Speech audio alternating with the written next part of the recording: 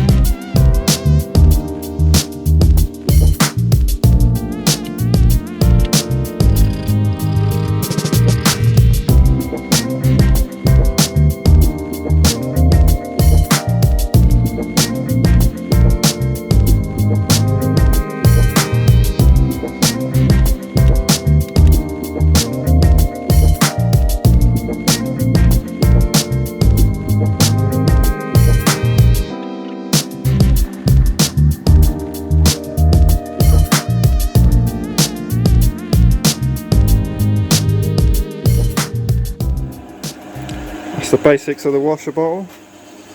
Pump goes in that hole there. So obviously we've not just drilled a hole straight in the tube because that would never sit in it properly. So we've cut a slice, made a flat plate with a hole in it that goes into. And then I'll weld that on there.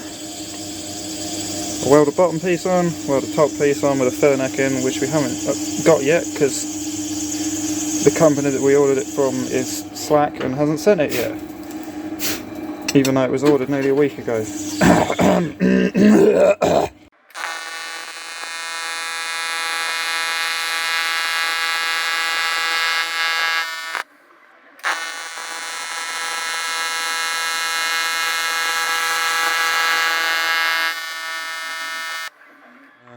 This is our washer tank, basically finished. There's the pump, nice little sight level.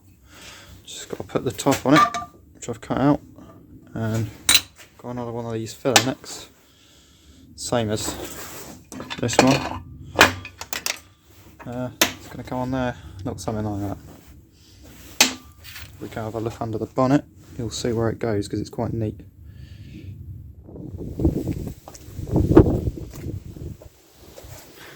So it's going to go in here like this, and the cap's going to come through this hole.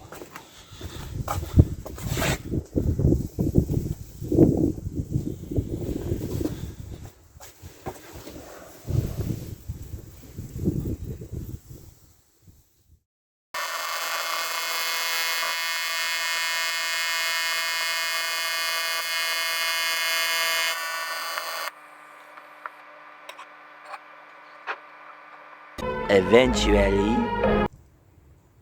That's the washer bottle all mounted up. Just needs a bit of paint. Fill it up in there. All nice and hidden down there.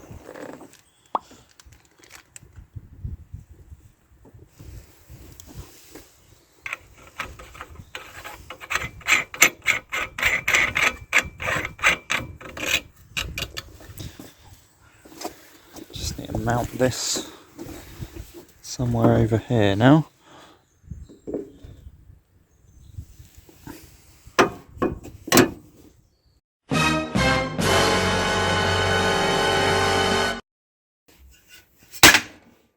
Wow, turns out that doesn't fit.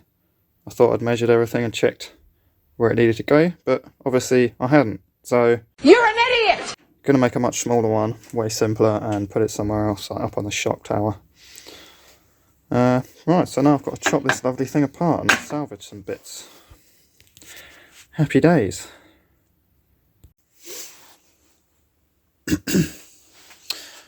Okay, so here's the last power steering reservoir was far too big to fit where it was supposed to go. Come up with a slightly different design. I'm going for a swirl pot, which is slightly unconventional for a power steering reservoir, but should help de-aerate it without the need of a baffle or anything. So these are all the bits that we're going to use to make it. Another bit of this tube, a couple of barb fittings, salvaged from the other one, and the cap salvaged from the other one. Got this bar, it's solid, so it's the same diameter as this piece here, so that'll be nice and neat. I'm going to drill a 10mm hole through the middle of it, same size as that, and then those will be basically the bits that come out there and there with the barbs welded on the end of them. And to be a little bit fancy about this, I've 3D printed some bits to try and make it a bit more accurate and easier to do. So technology, what is that all about? Is it good or is it whack? We've got this piece here, which is a drill guide for this tube, because obviously we want the pipes to come in sort of on the edge here, so it's not particularly easy to get them the same either side so that they're coming out straight. So what I've done is printed this. Pipe goes through there, clamps down. It's got this little marking in the middle here, which will line up with that line on the tube. And then there's this hole through here, which is the drill guide. A drill bit will, long size drill bit there, but that will go down through there, and should keep it fairly straight, and means that it goes into the tube in the right place. The other bits I've printed are this slips over this bar so that I can mark the correct contour to fit on the tube. A lot easier than doing it by eye.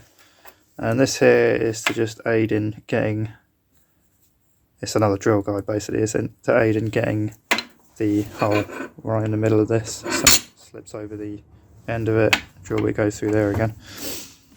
So hopefully it works. Never tried doing anything like this before, so yeah, we'll see what happens.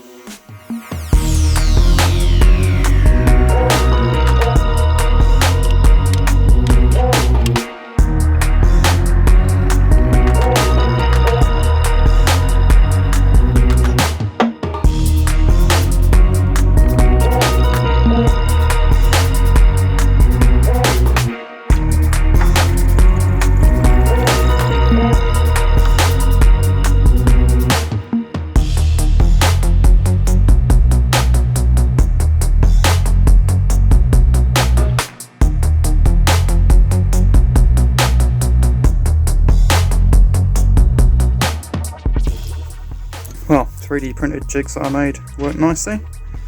Those holes are pretty much equal, so they should come out at the same angle. And these are almost perfect. And got the notch marks all on them as well, so last job is to just chop that out there. And then I've got all the bits.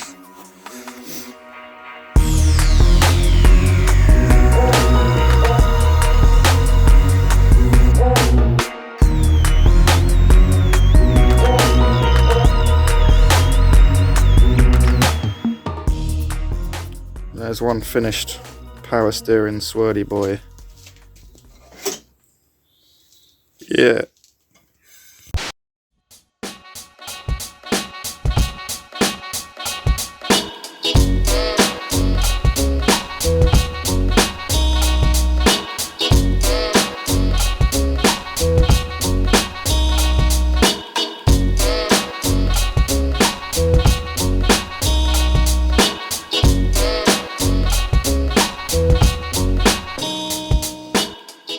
Welcome to the mess. Yep. That is the wiring. Yeah, Hal's been busy today destroying the interior.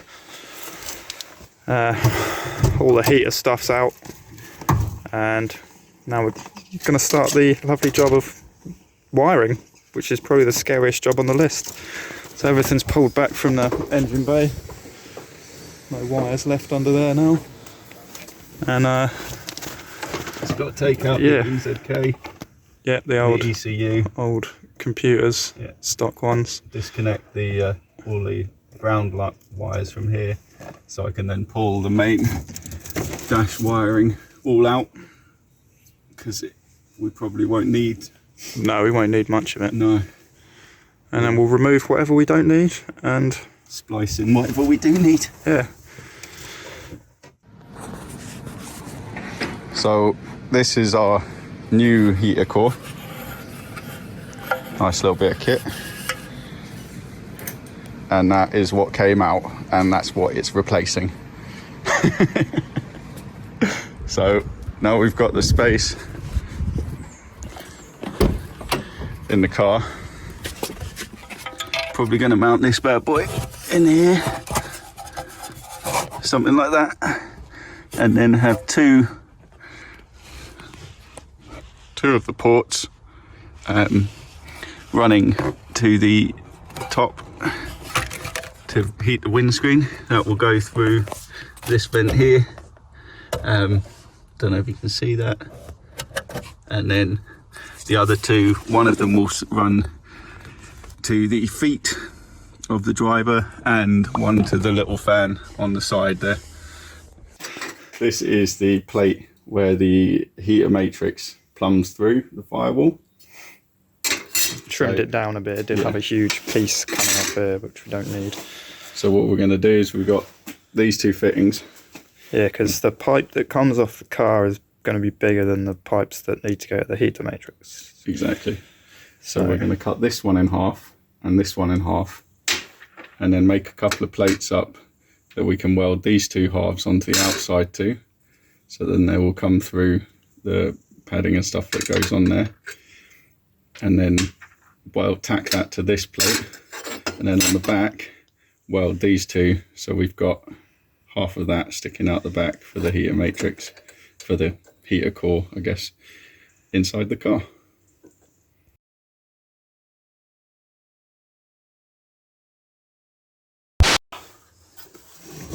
Old ECU. There's only one fit place for this. Goal, boys.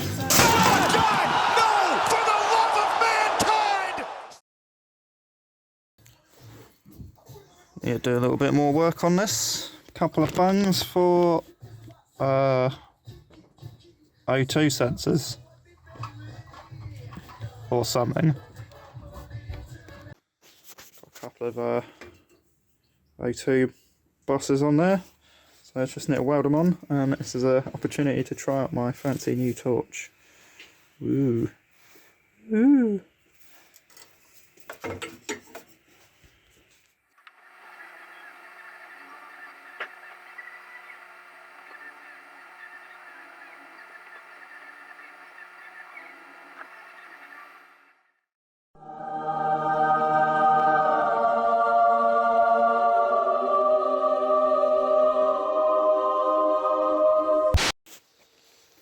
The downpipe with the O2 bosses welded on, all back on the car. So that's, yeah, nothing left to do on the exhaust now. So in that case, I'm going to go over here and I don't have the right pen. There we go. Doo-doo-doo.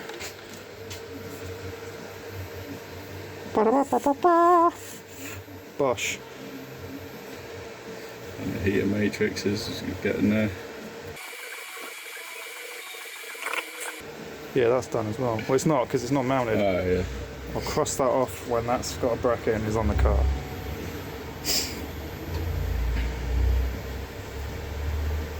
I thought it said print for a second. Oh, that's, cross that off. Yeah.